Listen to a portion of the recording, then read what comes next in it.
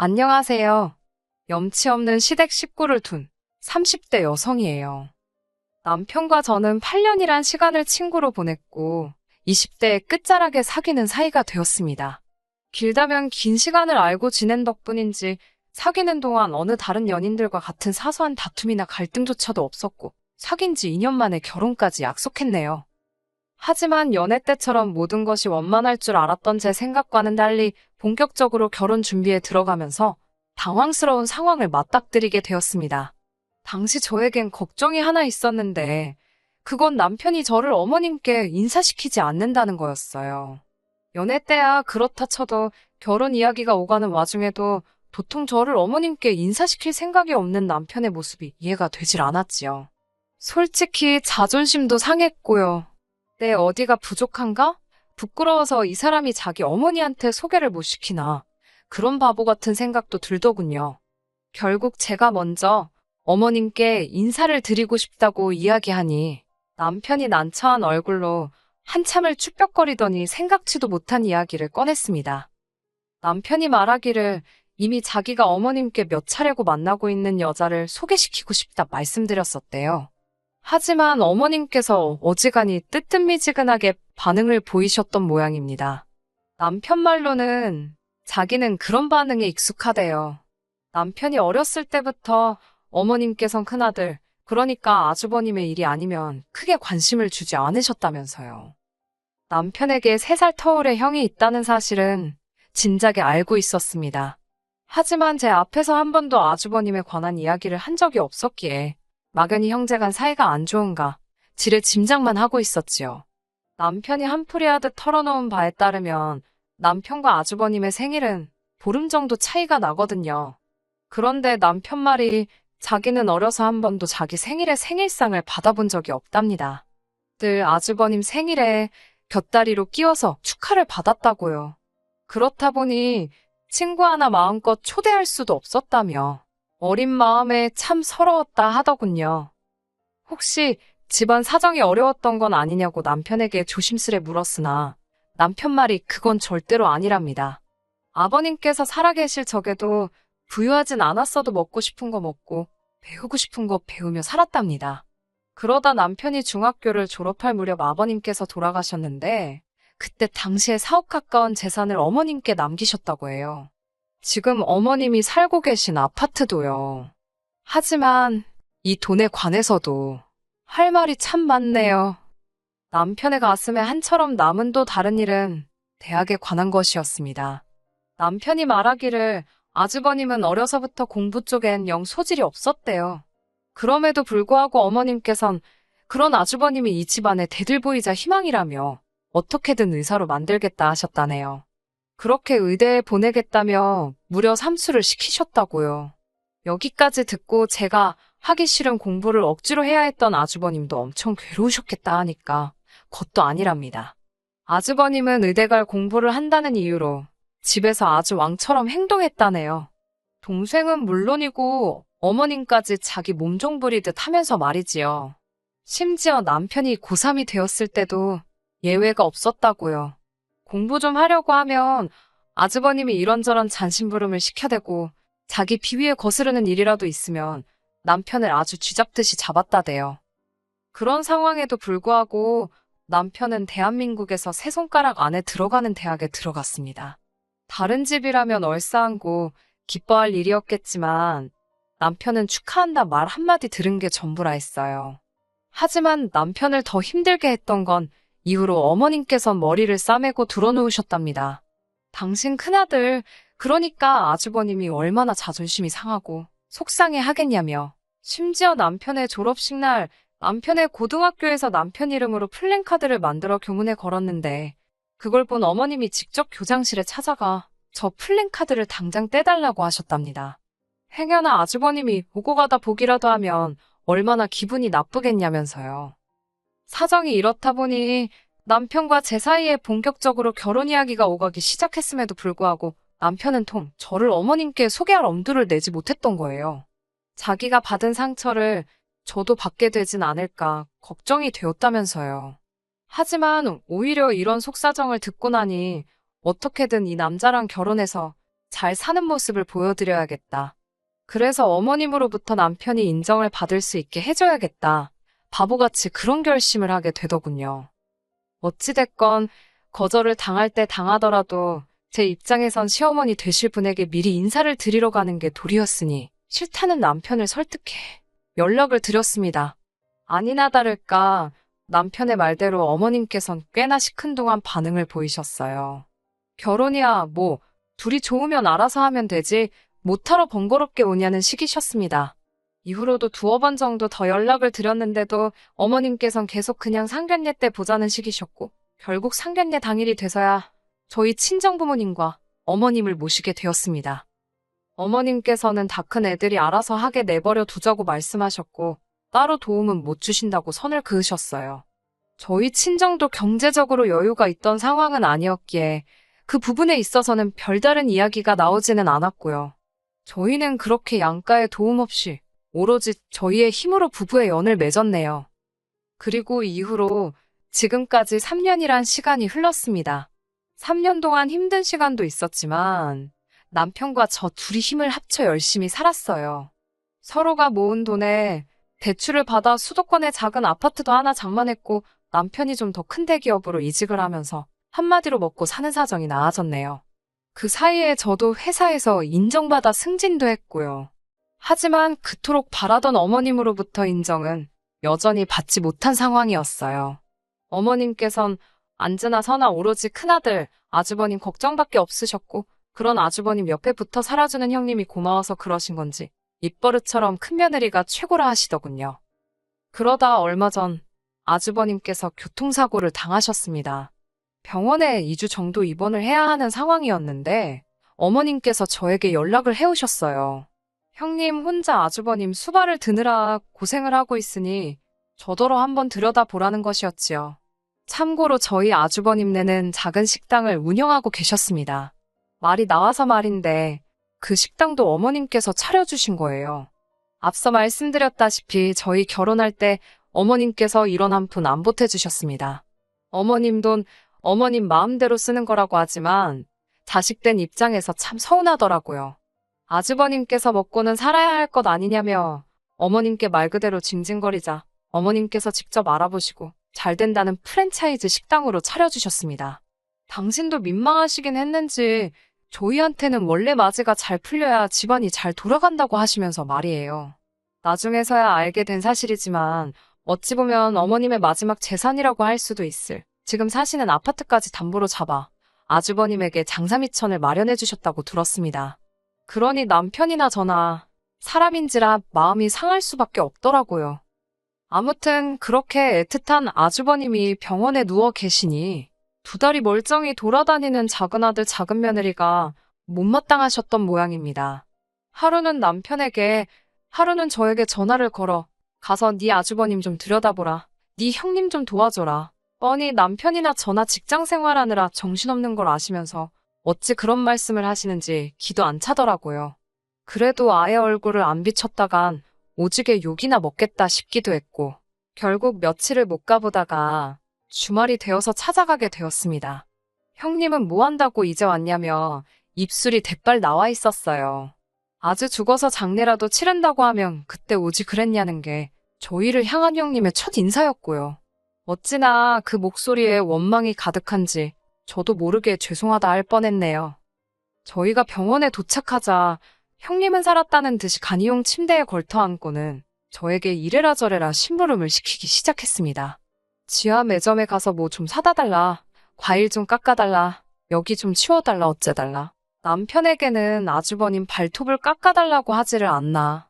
저는 속으로 욕은 했지만 겉으로 차마티는 못 내고 울며 겨자 먹기로 하나씩 해드리고 있었는데 남편은 안 하고 버티더니 저더러 그만하랍니다. 그리고는 제 손목을 낚아채고는 집에 가자고 하더라고요. 형님에게는 저희가 지금 문병 왔지 무슨 일이라도 하러 온 줄 아냐고 한마디 싸붙였고요. 그러자 형님이 눈을 동그랗게 뜨고는 저희 남편더러 너무한 거 아니냐입니다. 윗사람이 지금 이렇게 병원에 누워있으면 아랫사람이 와서 심부름 좀 할 수도 있는 거지. 뭘 그걸 가지고 소란이냐면서 그러면 제가 미움을 받는다나요. 그러자 남편도 참지 않고 형이 무슨 나라를 구하다가 다쳤냐고 술 먹고 시비 걸고 다니다가 차에 치인 걸 뭘 불쌍하게 여기라는 거냐며 받아쳤습니다. 그러자 병상에 누워있던 아주버님이 너 지금 뭐라고 했냐며 가만 안 두겠다고 막말을 쏟아내더군요. 남편은 그런 아주버님을 무시하고 절 데리고 병실을 빠져나왔어요. 생각지도 못한 남편의 반격이라고 해야 할까요? 아무튼 뒷일이 걱정되긴 했지만 기분이 나쁘지는 않더라고요. 그래도 남편한테 잘했다 할 수는 없는 노릇이었으니 어쩌려고 그러냐 물었습니다. 남편은 자기도 모르겠다고 하지만 더는 당해주기가 싫더랍니다. 저도 솔직히 에라 모르겠다 싶어서 남편에게 당신 마음 편할 대로 하라고 했어요. 그렇게 며칠의 시간이 흐르고 형님한테 전화가 걸려왔습니다. 형님은 아무 일도 없었다는 듯이 아무렇지 않은 목소리로 저에게 잘 지내냐고 물으며 병원에 한번 와달라 하더군요. 아주버님한테 잡혀서 당신 볼 일은 하나도 못 보고 있다나요. 이때만 해도 평생 안 보고 살 사이가 될 거라곤 생각지 못했기 때문에 불쌍하기도 하고 괜히 측은한 마음이 들어 알겠다 했습니다. 그렇게 회사에 반차를 내고 병원에 갔어요. 그런 제가 형님 눈에는 호구로 보였나 봅니다. 형님께서 저한테 할 이야기가 있다고 하더니 아주버님 병원비 이야기를 꺼내셨어요. 저희더러 병원비를 내달라고 하시더라고요. 어이가 없어서 그게 무슨 소리냐고 물으려는 찰나에 분위기 파악도 못하고 이참에 어머님 용돈도 좀 올려드리랍니다. 어머님께 매달 50만 원씩. 그래도 남편이 자식된 도리한답시고 보내드리자고 해서 보내드리고 있었는데 그건 또 어떻게 알았는지, 그리고 알았으면 안 거지 지가 뭔데 올려드리라 말아 하는 건지 짜증나고 황당하더라고요. 기가 막히고 코가 막혀서 말씀 잘하셨다고 병원비는커녕 어머님 드리는 용돈도 이제 그만 드려야 할 참이라고 그랬습니다. 저희도 먹고 사는 게 빠듯한 데다 이제 아이도 가져야 하는데 언제까지 어머님 뒷바라지 해드릴 수가 없다 했어요. 그러자 형님께서는 자식된 도리도 모르냐며 아무리 먹고 살기가 힘들어도 굶고 사냐고 그것도 아닌데 무슨 용돈을 드리네 못 드리네 그런 소리를 하냐입니다. 꼭 참던 제가 어머님한테 몇 억을 가져가셔놓고 이제 와서 저희한테 자식 도리 운운하시는 거? 부끄럽지도 않으시냐 물었습니다. 받아다 쓸 때 이런 날이 올 줄 모르셨냐고요. 받아 쓴 자식이 효도도 하는 거 아니겠냐고 저희는 할만치 한 것 같다 했습니다. 그러자 형님이 한다는 소리가 그 재산 자기가 썼냐입니다. 자기 남편이 사업한다고 까먹은 거지 자기는 그 재산 구경도 못했다나요? 이건 뭐 말인지 방군지 말 같지도 않아서 상대해 주기도 싫더라고요. 저는 형님에게 이제 아주버님 일뿐만 아니라 어머님에 관해서도 손 떼겠다고 저희한테 연락하지 마시라 써붙이고 집으로 돌아왔습니다. 남편하고 상의도 없이 내지른 탓에 심장이 벌렁벌렁 하더라고요. 바로 남편에게 전화를 해서 제가 했던 말 그대로 전했습니다. 당신 입장은 미처 생각지도 못하고 너무 화가 나서 속에 있던 말을 그대로 퍼붓고 말았다 하니 남편이 잘했답니다. 저더러 너무 장하다고 잘했다며 그러면서 미안하답니다. 자기가 진작에 정리했어야 하는데 그러질 못했다면서 이제 마음 쓰지 말라고 하더라고요. 남편이 그래도 든든하게 제 편을 들어주니 마음이 한결 홀가분해지더라고요. 그리고 며칠 뒤 아주버님의 퇴원이 예정되어 있던 날이었습니다. 어머님께서 연락을 해오셨는데 받자마자 고함을 치시더라고요. 와서 빨리 병원비를 계산하라나요. 저는 제가 그걸 왜 하냐고 못한다 했습니다. 저희도 먹고 죽을래도 돈이 없다고요. 그러자 어머님께선 남편을 찾으셨습니다.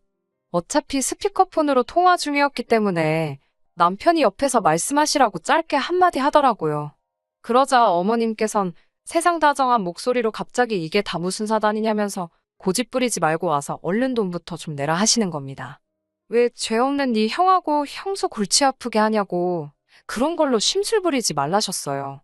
그런 어머님께 남편이 전에 없던 냉정한 목소리로 쓸데없는 소리 하실 거면 전화 끊는다 하더니 진짜 전화를 툭 끊어버리는 게 아니겠어요. 전 조금 놀랐지만 아무런 말도 하지 않았습니다. 남편도 무슨 생각이 있으니 그랬겠지 싶어서 믿고 내버려뒀어요. 그리고 그날 늦은 밤 누군가 저희 집 현관을 미친 듯이 두들겼는데 딱 느낌이 오더라고요. 역시나 내다보니 아주버님 내외와 어머님이셨습니다. 이웃집에 미안해서 일단 현관을 열었습니다. 그러자 씩씩거리며 어머님과 아주버님이 앞장서 저희 집안에 들어오셨어요. 어느 정도 예상했던 상황이라 크게 당황스럽진 않았습니다. 솔직히 저희 둘이 이미 이런 상황이 생길 수도 있겠다 싶어서 여러 이야기를 나눈 후였거든요. 어떻게 보면 저희 부부야말로 단단히 준비가 되어 있었달까요? 어머님께서는 한참 동안 말없이 저희를 노려보시더니 요새 들어 이러는 이유가 뭐냐입니다. 그러자 남편이 형한테 그동안 총 얼마를 주셨냐 묻더라고요.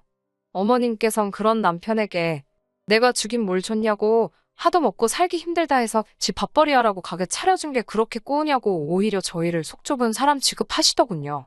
남편도 지지 않고 어머님께 그러니까 그 먹고 살라고 챙긴 아들한테 효도 받으시라며 왜 해준 것 없는 아들한테 와서 이러시냐고 소리를 질러댔어요. 그러면서 아주버님께도 재산을 받을 때는 부양의 의무도 각오하고 있었을 거 아니냐며 어머님 모시고 나가라 했습니다. 그러자 형님께서 한숨을 내쉬더니 저를 보고는 그냥 병원비나 내주면 될 일을 이렇게 형제지간 싸우게 만드니까 좋냐입니다. 어머님이랑 형님이 쌍으로 저를 보며 여자 하나 잘못 들어와서 집안 꼴이 이게 뭐냐며 특히 형님께서는 저 때문에 착한 서방님이 아주 사람이 달라졌다며 자기가 다 속이 상한다고 어머님 앞에서 생쇼를 하더라니까요. 그때 아주버님께서 도저히 남편을 꺾을 수 없겠다 싶었는지 상욕을 하면서 자리에서 일어나셨습니다. 그러더니 악담이랍시고 나중에 너네 힘들어져도 당신들 절대로 찾지 말랍니다.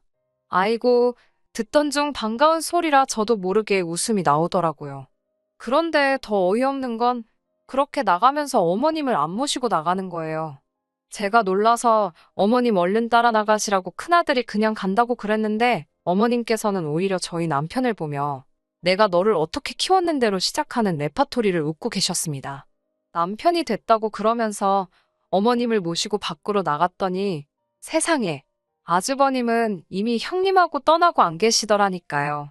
닥쳤던 개신세가 이런 건가 싶기도 하고 결국 남편이 어머님 댁에다 모셔다 드리고 왔습니다. 돌아온 남편에게 물으니 어머님께 형님한테 재산을 받아내시던 어떻게 하시던 2억을 만들어 달라고 했답니다.